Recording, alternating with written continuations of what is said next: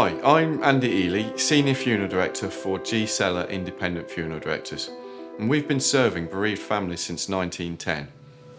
I'm sure you're all well aware there's lots of different myths, taboos and misconceptions around what happens behind the scenes within the funeral profession. So we decided to put together this series of podcasts to answer those questions and hopefully dispel those myths. So please do like, share and subscribe, and send those questions, send them to liftingthelid@gseller.co.uk, and we will do our absolute best to answer them for you. It genuinely is our family caring for your family.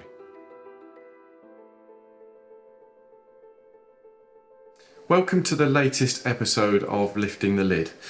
Today I have something slightly different. I have Ruth Blakemore, one of the founders of Life Ledger. Hello Ruth, how are you? Hello Andy, I'm very well, thank you. Good. We'll hear about Life Ledger in a few moments, but first and foremost, Ruth, tell us a bit about yourself. Introduce yourself. Who are you and how did you get to this hot seat? I used to, work-wise, I used to help run big companies, a bank, a building society and various other things. And about 2016, my mother passed away, which I'm sure we'll talk about. And I had already started along a journey of doing things that were more passion projects for myself. So I'd already been running a global charity, Plastic Ocean. I'd already been running a music business, which I loved. Brilliant. Then I, for the first time, wanted to start my own thing. And so I started Life Ledger, which launched in 2021. Okay. We're going to come on to Life Ledger in a few moments. I'm interested in you. Yeah.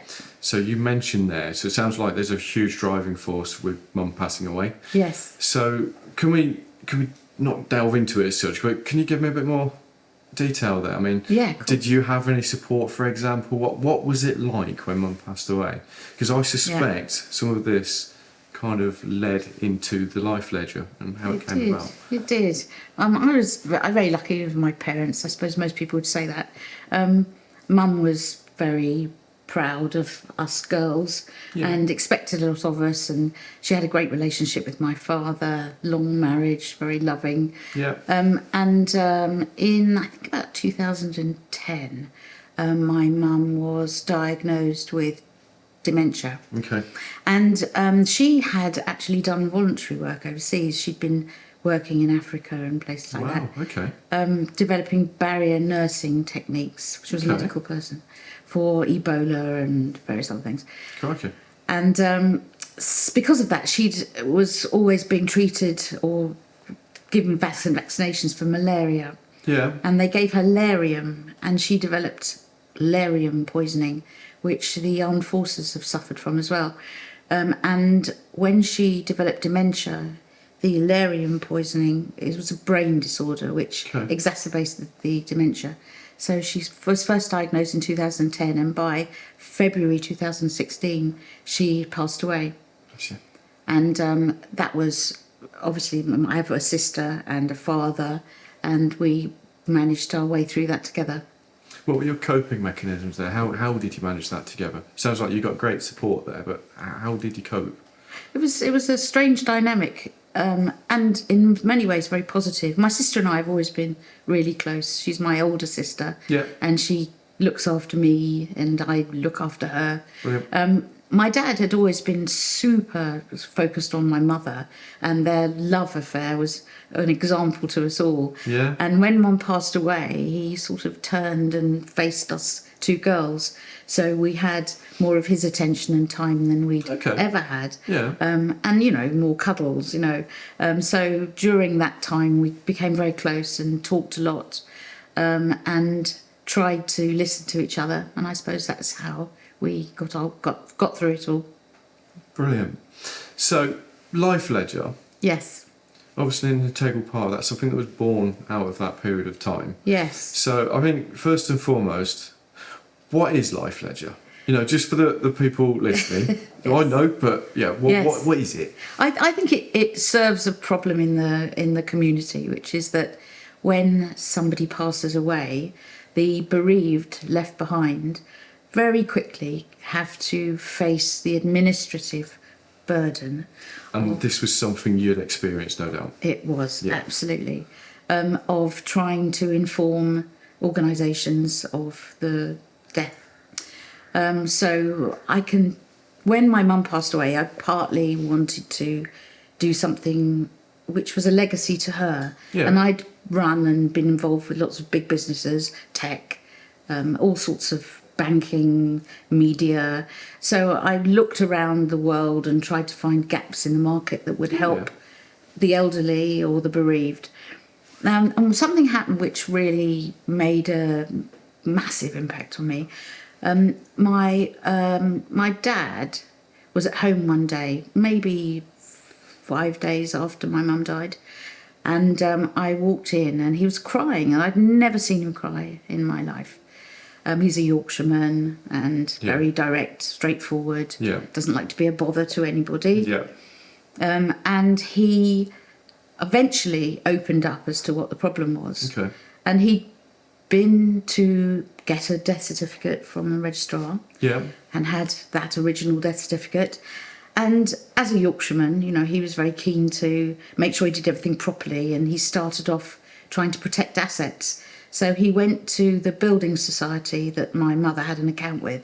And it was lunchtime, and he queued up at lunchtime and waited and finally got to the front of the queue. And the lady who served him was lovely and said, "I'm so sorry, sir. We don't deal with that over the counter. You need to make a special appointment." Oh, really? Oh, crikey. Yeah, Okay. and I'm sure everybody doesn't handle it in the same way. Yeah. But typical of my dad, he didn't phone, he went, and when he got there, he wanted them to help him, and he had his death certificate in his hand. And he kind of pleaded. He said, "I have the death certificate here. I'm in my late 80s. My wife's just passed away. Could you just acknowledge the death certificate so I don't have to start again?" And they said, "I'm worried about the account. I don't know if it's safe." And they said, "I'm so sorry. We have a way of doing things. Right. You're going to have to go home, phone this number, and book an appointment with a special person who is very well qualified to help you properly." And I understand how organisations want to streamline specialist services. And I'm very glad that this is deemed to be a skill that they want to learn and do properly. But I think increasingly, when somebody dies, you're dealing with maybe 30, maybe more organisations at a very difficult time on phone lines, waiting for phones to be answered, and then you may be diverted to a specialist or have to phone back in or have a call back and start a process which is very difficult when you've just lost a dear one. Absolutely. When perhaps your memory isn't at its best, perhaps your patience isn't at its best. You're dealing with all grief and everything, and you've got this on top as well, the financial side. So in looking around at all the smart, lovely ideas that I could have done to try and leave a legacy for my mum, I looked back and remembered that and thought, is that a mountain that's climbable? I don't know. No. So, life ledger. So I talk to families a lot about the Tell Us Once service when we discuss registration. And, when I talk about that, I talk about, all the government bodies, DVLA, state pension, etc., all notified in one go. The registrar does it for you. Lovely. Great service. Lovely. Now, I always kind of say that Life Ledger is the same. Yes. Consolidates everything, but all the personal bits, all the personal bank accounts and private bits and pensions and so on. Yes. So, how does that make it easier? I mean, I kind of answered it there for you, but how does it make it easier for the family there? Actually, I started this journey by going to the government and spent quite a lot of time with government people asking their advice. What do you do already? What would you like to do? What are your ambitions for this area? Hoping they would say, "Don't you worry, we're going to close the gap." Yeah. But of course, they can't afford to pay taxpayers' money to support service providers in that way. So I ended up with their support. A lot of support and advice, and they explained the Tell Us Once service and they showed it to me. And what we do now is with over 1,000 service providers, some enormous and some not so great, but a massive proportion of the marketplace work with us, and if they don't, we'll still send a notification. We will take information which is put into a file, and we'll notify any and all service providers in the marketplace, and we will notify Tell Us Once. Right. If you'd like us to. Oh, brilliant. So it was going to be one of my questions. How does it work? Yes. We mentioned it certainly on your website. It's free. It is free. Yeah. So how can you do this? How does it work? Right. We did look at lots of different business models, and we came up with two. The first is if I've obviously run big service providers myself, and in doing so, I know even 10 years ago how what an expense a call centre is, and running that back-end service is something that has to be done very professionally and very efficiently. Yeah. And the complications of non-standard processes is a tricky area for any service provider with a strong brand and a strong service ethic. And if you look at any of these service providers, the amount of work that goes into registering a death through their processes is not insubstantial. So what we do is we ask the service providers to remunerate us, because we save them time and money. And so that anyone coming to us will be able to do all of this, register their information, we make sure it's safe, we're very clear on data security and identification, and then we keep their file absolutely safely, and that allows us not just to notify one service provider, but to notify all of them. And the other thing we do is, which is a very big growing area for our business, is for your relative or yourself, you can pre-register with us. Okay. So if you're, for example, writing a will, you can come to us, put your personal information in, where your assets are, for example, or who your utilities are with, your account numbers, and then when you pass away, the bereaved who are dealing with your estate don't have that hurdle to climb, because that file is already there, and we can notify people with the bereaved carefully and efficiently. So it kind of goes hand in hand with we've spotted a huge change or trend. Prepaid funeral plans. People are a lot more switched on wanting to organise things and help the next generation with the bereavement, so they can really focus on their bereavement without having to worry about the funeral. So this is sort of additional to that, isn't it? You can kind of preempt it and pre-plan it, and it's there ready to make life easier for your children, I guess. When I look back, it's a bit like sliced bread, really. You look back and you think, gosh, everybody pretty much goes through this process of losing the one dearest to them, and within 3 to 5 days, they're on the phone to a bank holding, or anybody, an energy provider, holding, trying to register the fact that their husband, wife, mother has died. It's a terrible time, and surely we can do better than that. And you kind of have to revisit it over and over again as you talk to these different companies over. And sometimes there's a very long tail. People can be doing it 3 years later. Yeah.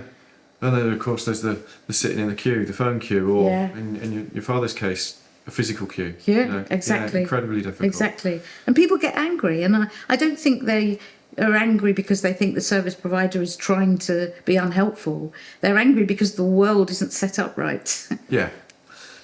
I think it's a great service. From our perspective, it's incredibly simple how we share the information. It's one button, brilliant.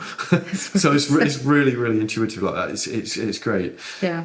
You kind of fill this niche, as you put it, this gap. Yeah. So, Life Ledger, it's day one. How do you feel as one of the founders? Oh gosh. Well, I was very lucky. He was a very good friend of mine, Tremaine Carupole. I'd known him for nearly 20 years. And I, at the same time, was wanting this business to be good and strong and to grow quickly. Yeah. I also had my father, who had lost his wife, and needed my help and care. So I knew I would be with him a lot of the time. So I wanted to help and do all I could, but I wanted somebody to be there 24/7 running the thing. And Tremaine, my great friend, came in to run it. So on day one, I think we were both very excited. We could see a massive potential for helping people, and a massive potential for changing a market. And I care about it very much. Yeah. And I think I was very proud. Good. Yeah.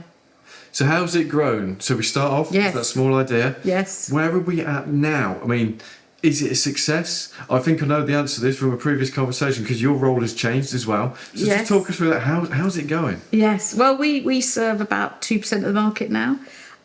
We've got 21 people in the team and others helping who aren't employed.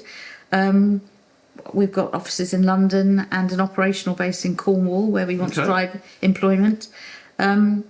We've got a lovely team, very, very proud of them. Lovely mixture of skills, experience and values, which is really important. Is it a small team? Is it growing? There's about 21 staff at the moment, and it's growing all the time, as you can imagine. I think it's fair to say we're growing fairly quickly. And some of the service providers that we've worked with for a while are now integrating with us digitally. So we tend to go through big step changes where, you know, a lot of registrars send us people who we can help.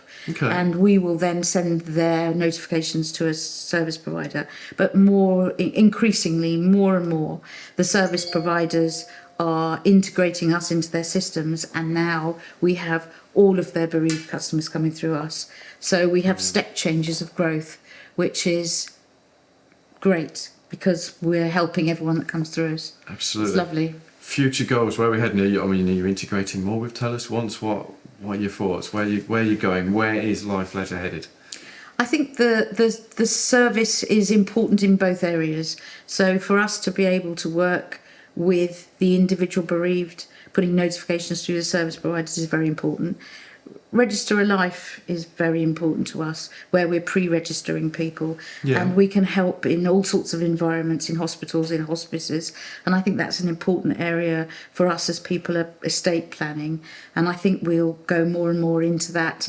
And we may one day look at other life events where we're able to transmit and share data files on behalf of individuals who change names or change addresses, or that may be in our future. But I don't see us diverting greatly from where we are, except potentially geographically, because this is a very important market, I think. It's a big market change, and we want to do it very well. Good, and I think you've made an incredibly good start with it.